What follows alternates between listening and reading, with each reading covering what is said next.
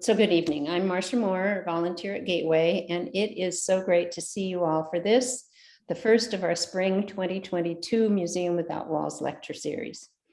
And drum roll, this spring we are completing our 19th year of these talks. And another drum roll, next fall's talks will be back at the Gateway and in person, with that usual pandemic caveat. At least that is the plan for now. A couple of announcements before we get to tonight's speaker. If you haven't visited the museum lately, there are a couple of excellent exhibits. Our self-curated paleo exhibit, Fossils and Formations, with additional hundreds of amazing fossils from nearby locations, and the ability to see them being cleaned and prepped. There's also the stunning and popular bike exhibit, which is only here for a few more weeks until May 7th. And please mark your calendars with the date October 8th this year, when Gateway will be having again our gala fundraiser, Science Rocks, a night at the museum. Cards will be going out soon, but remember you first heard it here. So we do acknowledge and are mindful that CSU Chico stands on lands that were originally occupied by the first people of this area, the Mechoopda, and we recognize their distinctive spiritual relationship with this land and the waters that run through campus. We are humbled that our campus resides upon sacred lands that once sustained the Mechoopda people for centuries. And now for tonight's special guest, I am delighted and honored to introduce to you Dr. LaDawn Hawes, professor in and chair of the Department of Mathematics and Statistics at CSU Chico. She earned her BS in math education at Utah State and her PhD in applied math at UC Davis. She's a longtime member of the faculty at Chico State since 1988, where she's been a very popular and some say tough professor who's described as passionate about teaching. She's contributed to the greater Chico community in a number of ways, having developed some hands-on science exhibits at the Chico Museum, the North Valley Mall, and in Oroville, as well as an exhibit for Gateway in our first year, and another exhibit which filled our whole North Gallery. She also volunteered her time with students from Paradise impacted by the campfire. And here's an important trivia item. She was the winner of the, best guess of the number of nuts in a large jar at our recent anniversary celebration. But I do believe she didn't guess, or at least it was a guess based in mathematical and statistical reasoning. And maybe she'll share a bit of that secret with us tonight. That was a surprise. We are pleased to have Dr. Hawes share with us a bit about the history of bikes, the efficiency of bikes, and how bikes are going to save the planet. Please write any questions or comments you have for Dr. Hawes in the chat section, which she will answer at the end of the talk. Dr. Hawes. All right, thank you, Marcia. So I have to, I'm going to start off by saying I am not an expert on bikes. And so I'm doing this as a friendly gesture to the museum, but there are people that know much more about bikes than I do. But I'll share some things that I learned for this talk. And so, host, you gotta let me share my screen. Give me, in your permissions, let me share my screen. Okay, thank you. Can you see Bicycle Basics now? Okay, so this is the oh, is that little red thing right in the middle of it? I don't know what you guys can see. I can't see the same thing. It looks great. You're good. Okay. I took a picture of my bike helmet so you can see the level of cyclist that I am. It has on it a mohawk with fiber optics and a glow-in-the-dark werewolf. So this is when I ride at night, I don't get hit by cars. Okay, so that's my level. And if I get a flat tire, I take it to the shop. I don't fix it myself. So I'm that kind of a cyclist. So I thought I would start with some history of bicycles. That's one of my favorite classes, is the history of math. And so I thought, well, I'll do history of bicycles here. And so here's some pictures that I stole from the internet. But this is one of the very first things that could be called a bicycle. It was really called a velocipede. It came to Germany in 1818. Okay, and this particular model has no pedals, as you can see. You made it go forward by just putting your feet along the ground and moving forward. So not really what we think of a bike at all. So bicycles like this were introduced in, like I said, the 1800s and in Europe. And by the 21st century, there were more than 1 billion bicycles in the world. There are more bikes than cars, both in the number of vehicles and in the number of models. And in a lot of places, they're the main means of transportation. In places like India and China, you'll see more people on bicycles than in cars. In this country, they're usually used for recreation, but we should also think about transportation. So by 1860, the bicycle had evolved to this model. This is called the bone shaker. And it does have pedals.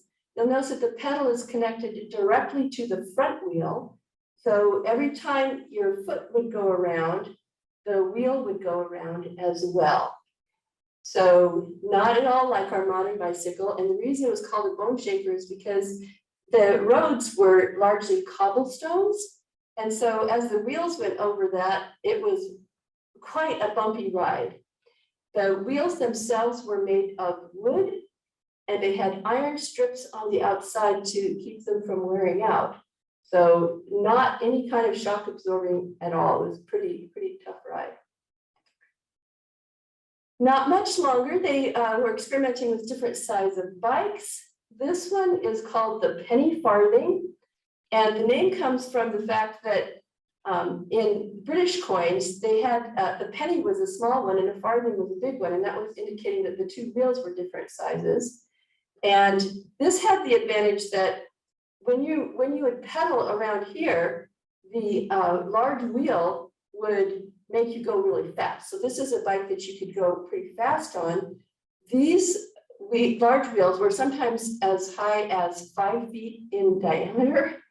And the reason it didn't become more popular is they're really hard to get on and not fun when you fall off. Okay, so those were not very good for daily use. Then this one came along, it was called this safety bicycle. And this was probably in response to that dangerous penny farthing. This has a lot of innovations. You'll notice that the pedal now has a chain connected to the back wheel. And what this means is that as you pedal, you're driving the back wheel. This is common to our cars now, right? We usually have the back wheel is what makes you go. And this also, you can't really tell so much from this picture, but this is the first of the so-called diamond frame bicycles. And this one, it's artistic license, doesn't show the diamond frame as much, but that's what's going on there.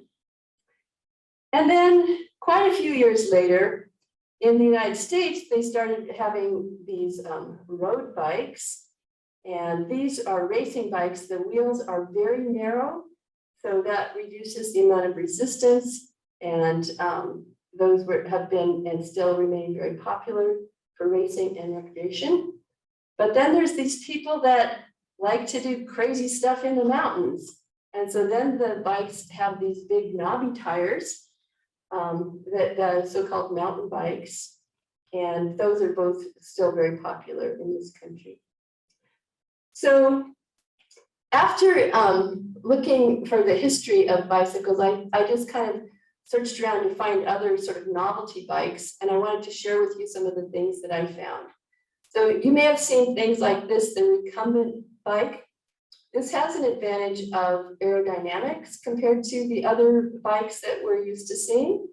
And here's another very aero bike. This is a sort of a prone recumbent, I guess you could call that one. And then this one's just crazy. it has, he pedals and the big wheel goes around like that. Not sure it's even a proper bicycle, although there are the two wheels there, but then you have this other crazy thing. And here we have bicycles for riding in the water. And there's bicycles for riding in the snow. And bicycles at the beach. And this is one that 2 people can ride.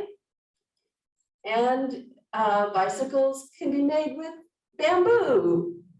And here's one that a lot of people could get on. And here's a double-story bicycle. Here's one that has the stair stepper. There's one of these that rides around in Goodwill Park. I've seen this one. There's a gal that has one just like this. Maybe you can't tell exactly what she does, but instead of having her pedals, she pumps this thing and the bike goes along. I thought this one was amusing. We've got sneakers instead of wheels, so it's kind of a mixture of running and riding.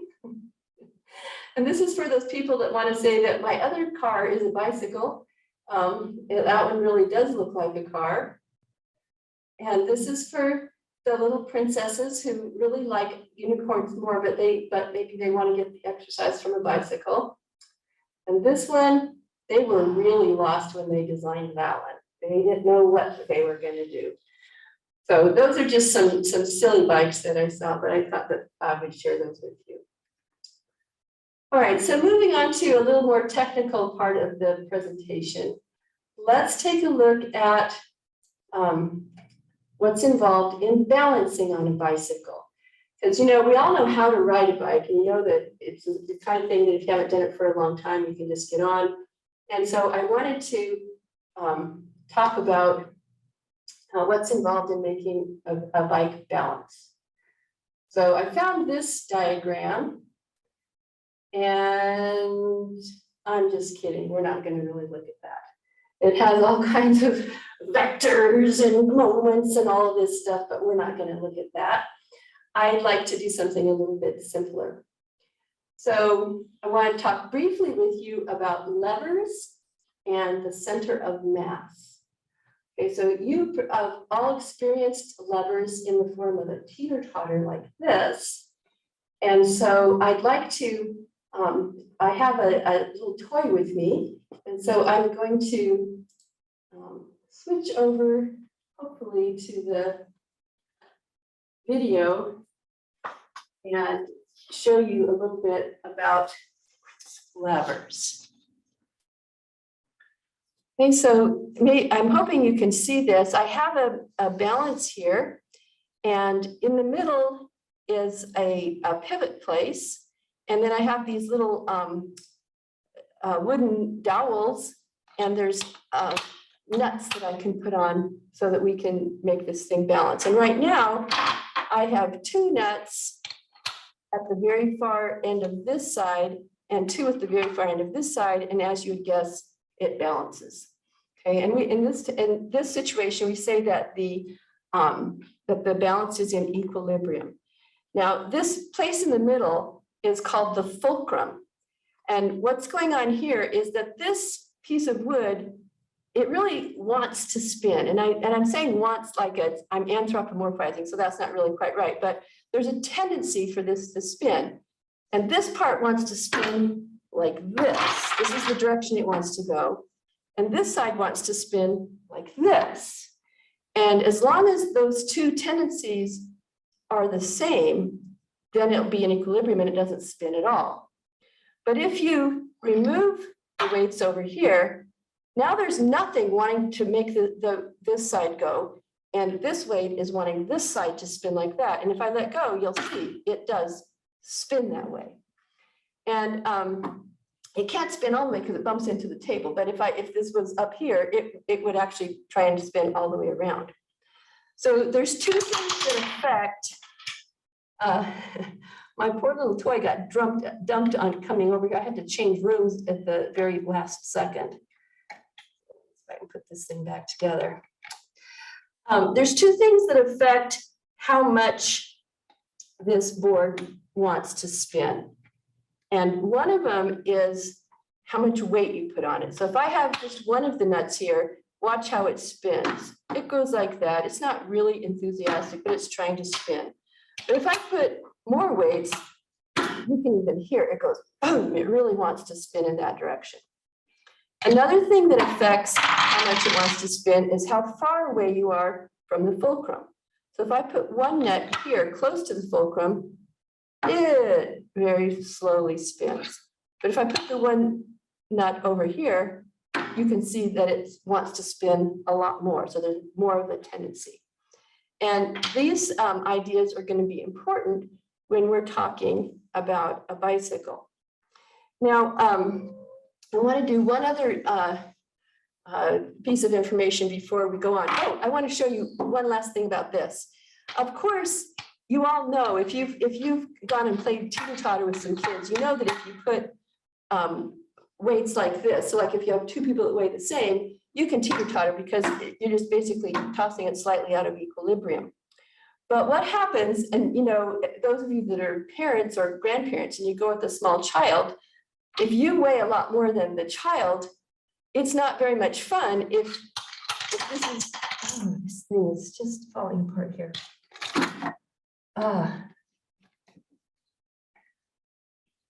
Sorry, this is, I had everything all ready and planned, and then the speaker wasn't working, so. So if you have one person who's really heavy and one person who's really light, it's not very much fun because it just sits like that, okay?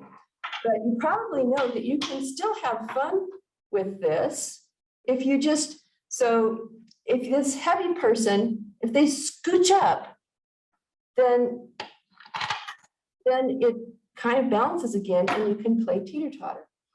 And how far you have to scooch up, it's actually a mathematical computation. So these nuts right here are 1, 2, 3, 4 units away from the fulcrum, and I have 2 nuts on here. So 4 times 2 is 8, and that'll balance if I go over 2 units here and put 4 nuts on. So I have 2 times 4 or 4 times 2, 8 equals 8, and this thing balances.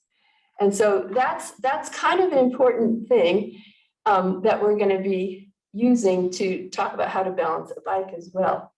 Now, interestingly enough, it doesn't have to just be one place like this. If I were to take 4 weights and put them over 1, 2, 3 places. So now over here, I have 3 times 4 is 12.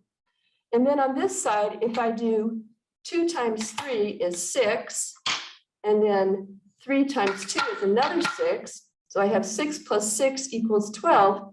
It'll balance like that. So you can spread the weights out. As long as you get the distances and the amounts the same, it'll still balance. Okay, so that's kind of an interesting thing. So, so instead of starting with the teeter-totter, another thing that we often do is we'll start with just the object and then ask the question, where would we put the fulcrum to make this thing balance? Okay, so I happen to have a meter stick here. And if you have a meter stick, that's 100 centimeters, right? And if you were to put your finger right in the very middle, so at 50 centimeters, that thing, a little bit off, but pretty close, that thing balances. Okay, so that's an obvious thing because the meter stick is uniform all the way around. So if you just go halfway, that'll be the place where it balances. A lot of things in the world don't look like sticks. Like I don't look like a stick and my back doesn't look like a stick. So we have to think about other ways to find that balancing point. So I have here a baseball, which is made of wood, but it's not uniform, right? This end is really quite narrow and this end is quite heavy. And so you may have some intuition about where you should put your finger to make this thing balance. It's not going to be down here and it's not going to be right in the middle, right? Because if I put it right in the middle, this side's going to be too heavy. So here's a way you can impress your friends to find the balancing point. If you just put your fingers on the 2 ends of the bat like this, and then just kind of push them towards the middle. I'm not doing anything except sort of pushing, and I'm trying to push with both sides towards the middle. And what happens is your fingers will slide and they'll just keep sliding and they keep sliding until you find the place where it balances. And that right there is the center of mass for this thing. So that's the place where, if we were to imagine putting all of the mass in one place, this is the location that we put it. And that would be, well, anyway, that's the center of mass. And that same trick will work with this thing as well. It's not as surprising with this one because you kind of can see, and I'm not doing anything here. I'm just, your fingers will slide. They don't slide as well here because there's all this weight on this finger, and until you get it into the very middle. Now, so that center of mass for this baseball bat was about right here. And so if you're looking at the bat, you can see it's quite a bit up higher from the middle. This would be the sort of the distance, middle of this. But so here, this still looks like a teeter-totter. I'm still trying to get this thing to balance like that. But if I were to turn the bat like this, now the teeter-totter, the fulcrum is down here. And so now now that we might say, well, let's see if we can balance this thing. Okay, so now the teeter-totter is, the two directions it's trying to turn are like this. And it turns out that if you try and balance a bat in this position, and I'll do it for you, I'm not very good at it, but I'll just show you. Any little tip and you kind of try and move and catch it, and it's kind of hard to keep it in play. If you turn the bat upside down like this, on the other hand, it's quite a bit easier to balance. You see, I'm not really jumping around and stretching as much, and it's not because I've practiced and I'm suddenly really good with this thing. There's actually an interesting dynamic going on here because of that center of mass. Okay, so I'm going to switch back to my diagrams here.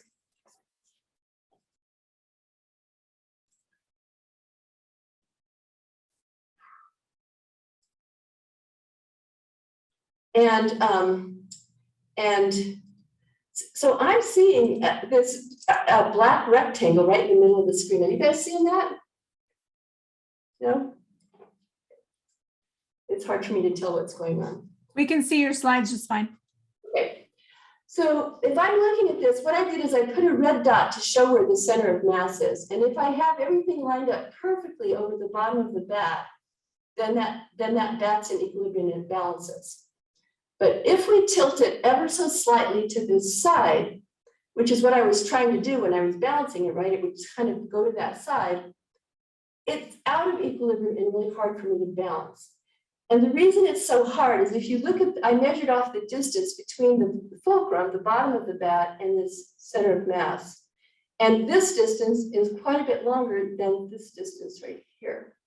And so that means that this effect is much more, it's having more of an effect than this one. And so trying to get this balanced is harder because this center of mass is so far away. And what you do when you're trying to balance this thing is you move your hand over, you move the bat over this way so that you can be underneath this thing, right? That's what you're doing, is you kind of move over to try and be underneath that. But because this is so far away, it's having a larger effect than if you do this. Okay, so in this case, the center of mass is only this short green distance away. And so even though when it tips, it's off a little bit, the effect is not as strong. And so it's easier to correct for that. You still have to try and move the bat so that you're underneath. This is what you want, is you want these two red dots to line up. But it's harder to do when you have this long part of the lever farther away from the fulcrum. So what does this have to do with bicycles? Well, your bicycle is kind of like a bat, but if you have a really good imagination, look at it kind of cross-eyed. In the sense that the mass, there's a lot of mass down near the bottom, because that's where the bike is, and here's your bottom and your legs, and those are all kind of, closer to the ground than up at the top where your head is. So you have this smaller amount of mass that's up here. The center of mass is probably right around here, maybe even a little bit lower. And so what that means is you're kind of doing the same thing I was doing with the bat when you're trying to balance yourself on the bike. As you start to tip a little bit, you have to try and get the bike to go back underneath that. And what you typically do is if you start to tip a little that way, you steer your bike that direction to get it back so that you are over the top of your fulcrum. I have a video that shows a guy who just takes some rollers and puts the bike on it, and it just rolls by itself because bikes are so inherently stable that they just don't want to fall over. And so it's kind of like that bat being upside down, that it doesn't want to fall over. You have to really kind of work hard to make it fall over.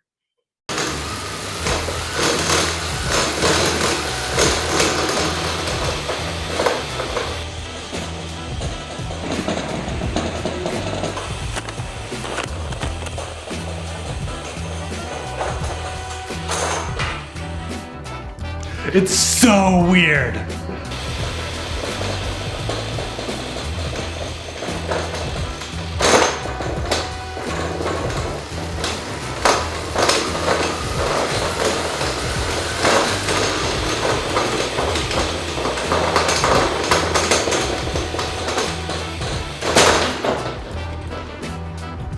I'm going to move on to the next section of my talk, where I get to talk about the efficiency of riding bicycles. Okay, so it turns out that riding a bike is the most efficient form of human-powered propulsion that we have found. And I stole these numbers from a website, so I'm trusting that they did this correctly. They claim that around 98% of the cyclist's pedal effort is used to spin the wheels. Okay, so all the effort is going into making the wheels spin. Now, if you are walking, in contrast, only about 60% of your energy is going towards making you move forward. Now, why is that? What's the difference? Well, one of the differences is as you walk, your knees bend like this. And so you have to lift your foot up and move it forward. So some of your energy is going to lifting your foot up and then moving it forward. And then the other one does that. And in that process, you're lifting your whole leg, and your leg is pretty heavy. It's a big part of your body. In addition to that, in order to balance, we move our arms forward and backward. And so that is not contributing at all to propelling your body forward. It's contributing to keeping you from falling over because it gives you balance, but it doesn't help you go forward. And as you switch from one leg to the other, because see here, you're standing on the left leg, and then over here, you're going to be standing on the right leg.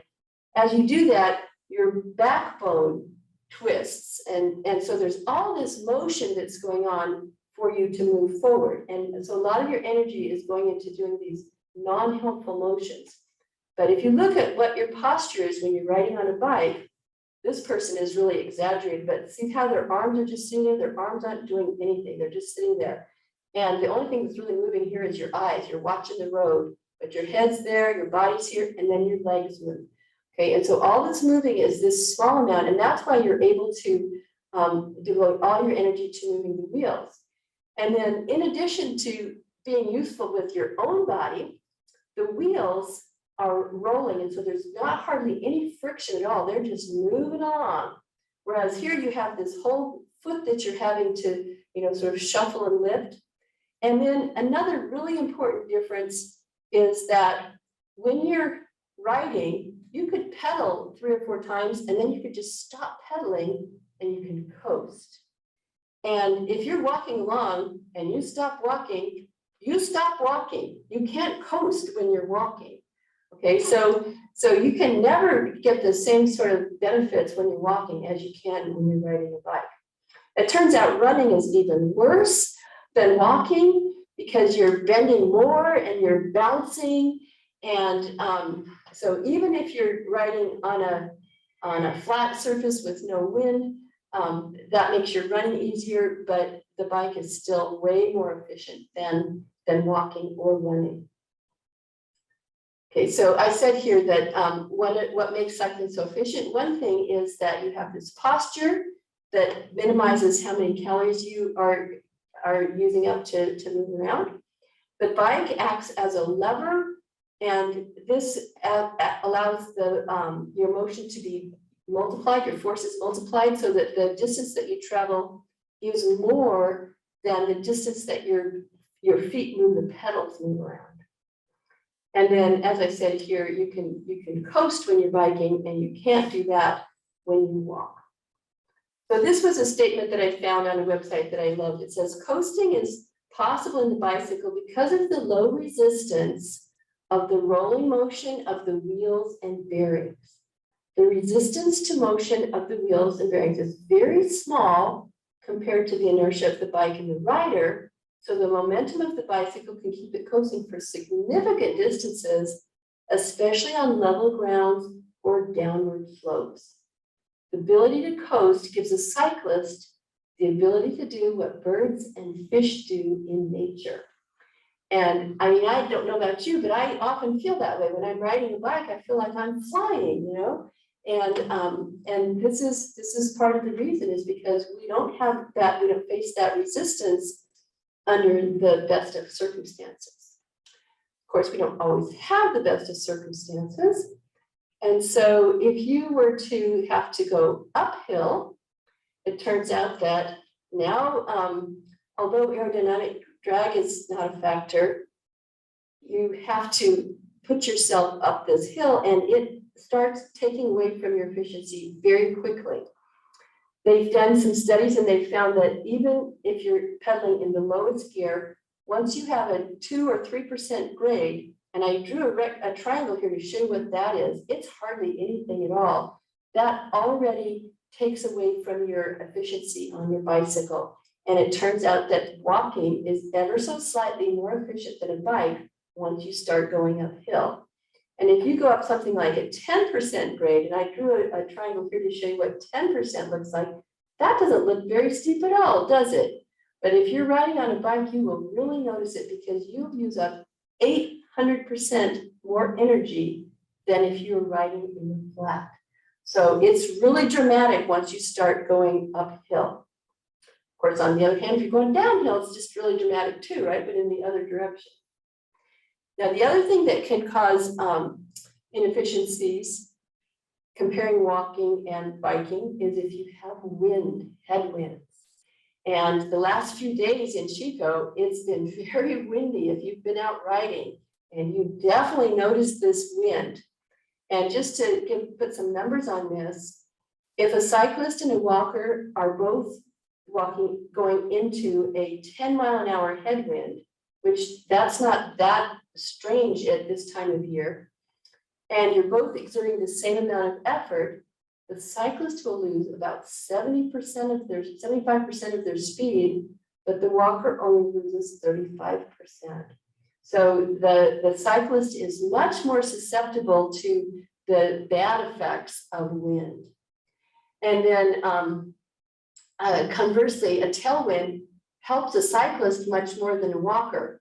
Although I will say that there's a saying among cyclists that there's no such thing as a tailwind. No matter where you're going, you're always riding into the wind. That's what it feels like. It may not actually be true, but that's definitely what it feels like.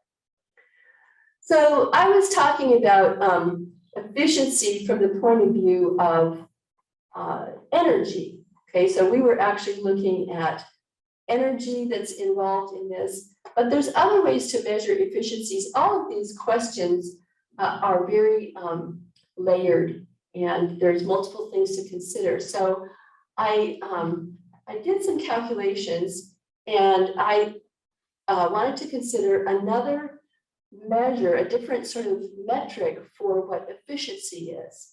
So one thing you could talk about is money. That's something that we all like to talk about. So let's compare the money that would be involved in, now I'm going to switch to using a car and riding a bike, because it doesn't cost any money to walk, right? So that's not part of the problem. But so let's make a hypothetical. Let's say we have a 20-mile car trip, and let's say the car gets 30 miles per gallon. As a math teacher, I wanted you to have to do some fractions here. And let's say that this then uses, so that's going to take 2/3 of a gallon of gas, right? Because if it had gone 30 miles, that would be that. So, and if gas then costs $5.50 per gallon, which is kind of what it's costing right now, then if we take 2/3 of that, that gives you $3.67. So if you just count the gas, then that 20-mile trip costs you $3.67. Now, I was looking at a reference and they stopped right there. So I'll do their comparison, then I'm going to come back and give my own little caveats here. So if you have a human that weighs about 150 pounds and they're riding on a bike at 12 miles an hour, which that's a little faster than I usually ride on my bike, but that's fine. We'll use that as our measurement here. They burn about 30 calories per mile. That doesn't seem like very much, does it? I feel like I've done all my exercise when I ride my bike to school, and then I realize, oh, I've only used up 50 calories. That's not that great. But on a 20-mile trip, then, if you use 31 calories per mile for 20 miles, that would be 620 calories. So, but I'm trying to compare dollars here. So I need to convert the calories into money somehow. And so I said, well, let's consider some typical food that we might be able to measure. And so I have a quarter-pound burger and a granola bar. I chose some numbers that would give me about the right number of calories. So a quarter-pound burger is roughly 420 calories plus your granola bar. Sorry, we got the janitor with his radio on. It's really loud here.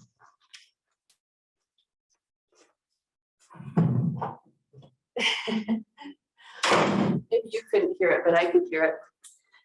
And if you make this at home, your hamburger will cost maybe a couple of dollars, and your granola bar is about $1. So we end up with $3.50. So if you compare those two, they look pretty close to each other. There's a slight edge to the bike, but this hasn't really considered all of the costs of the car. So if you include the original cost of your car and maybe amortize it out over 20 years or something, put in the cost of your insurance, your registration, and maintenance, it costs you roughly $5 to $10 a day just to own a car.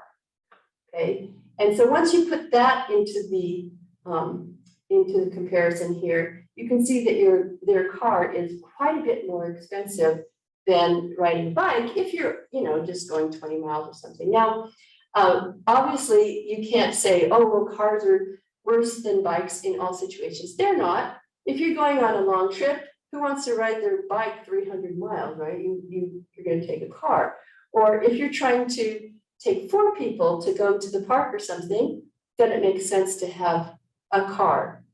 But on the other hand, if you're just, going like I do from my house to school, it really makes sense to just ride my bike because we live in a pretty flat town and there's not really wind most of the year. And in addition to the money, I get free exercise. I don't have to pay for gym memberships. And so that comes out there. So there's several, and so I jokingly said, this is the way we're going to save the planet, but it is something to think about that, we're not using fossil fuels when we ride bikes. And so maybe that will help us become independent from foreign oil. If enough people would ride the bike. So if you have little short trips, riding a bike is a very, sort of logical thing to do. So, well, that's really all of the information that I had. If there were some questions, I'm happy to listen to you. I don't guarantee I have any answers, but let's see. Oh, I can probably turn off this thing. So thank you so much. And while people are gathering any thoughts they might have or questions that Adrian will review in the chat column, I have maybe a comment question. I love the history of science, and I loved, the times that bicycles developed. I'm curious if you came across or if you have any comments on, we had the wheel for such a long time. What took us so long to develop a bicycle? Was it because it was thought only to be recreational, or did you come across anything like that, or do you have any impression? I did. It is interesting.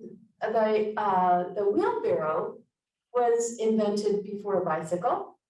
So people realized that they could use this wheel to help them do work, and carry things along. But the idea of carrying themselves along, I don't know why. It just nobody thought of it. It just took a long time. So Yeah. that's a great question, and it is seemed like. Now, if you watch the Flintstones, you know that they had that car going a long time ago. Right. And then how it developed quickly, that was great too. And then the other question is, you were talking about the Fulcrum, and sorry, we didn't get the video, that's too bad, but you did a great job without it. But were you going to make a point that, for instance, the bicycle seat has a lot to do with balancing, in other words, high, low, etc., or not necessarily, depending on the weight of the person?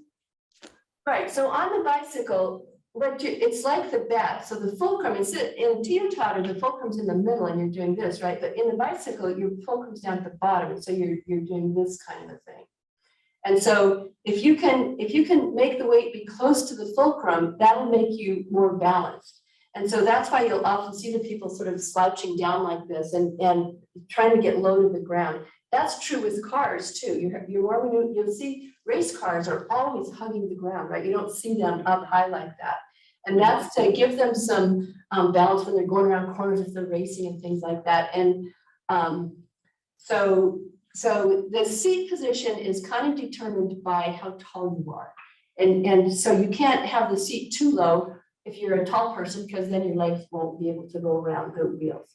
So the seat doesn't usually make that big of a difference. Like I said, the majority of if you look at the height of you on the bicycle, it's like your head and sort of shoulders are at the top half, but the bottom is where all the bike is, and your legs and your hips and everything. And so most of the weight is a lot lower. And so that really does give you some stability on the bicycle in terms of, balancing. I'm not sure if I answered your question. Yeah. And it looks like there might be a couple of questions. Adrian, have you gone through those? I haven't seen any in the chat yet, but if anyone has any questions, you are welcome to put them in the chat. I had a question for you, LaDawn, about when you were talking about efficiency. I noticed in professional bike racing that the cyclists will stick together in a peloton. What is that doing for them? Yeah, that's a great question. And when I was talking about wind, that's related. Whenever you have something like that, that's called like a drag force. Okay, so that's what's making you slow down. And what happens when they're in the peloton is they're making sort of, if they were all spread out, they would all be experiencing this wind. But by getting into a big sort of glob like that, the person in front is fighting the wind, and the people in back are shaded from the wind. And so, and when you watch bike racing, you'll see that the person in front, they take turns, they peel off after a while and put somebody else out there. And that's because it's really exhausting to be in the front, because you are experiencing all of the wind and you're blocking it from the people behind you. And but that's a way to get the whole group going faster. And you see the exact same thing. I mean, this is something that humans figured out to do bike racing, but when you watch the geese migrating, they always fly in this V shape. And it's the same kind of thing. The guy up in front, the goose that's in front, is blocking the wind for the people in back. They're kind of in the wind shadow of that goose. And you'll, again, after a while, they get tired. You see that one peel off, and some other strong guy will come up in front and take the lead. And they take turns like that. So it makes it easier for everybody to do the long journey. So that's a very similar type of thing. So it's a wind resistance that you're trying to cut down. So it's all physics and math. Yep, yep. Oh, great. So I don't see any more questions. I think we will be closing it out. So thank you so much, Dr. Haas. We really have appreciated this. And I want to give a special shout out. Thank you to our executive director, Adrienne McGraw, her talented staff, and our community advisory board, without which the museum and these talks wouldn't be possible. We also appreciate our co-sponsor, North State Public Radio. So next week, David Welch will be talking on the topic safer, smarter bike riding. And for all of us, he says, we may be surprised about some of the scientifically based suggestions he will have for us. Some of them are quite counterintuitive, so you may be surprised. We'll see you next week. Tell all your friends. Thanks again, LaDawn.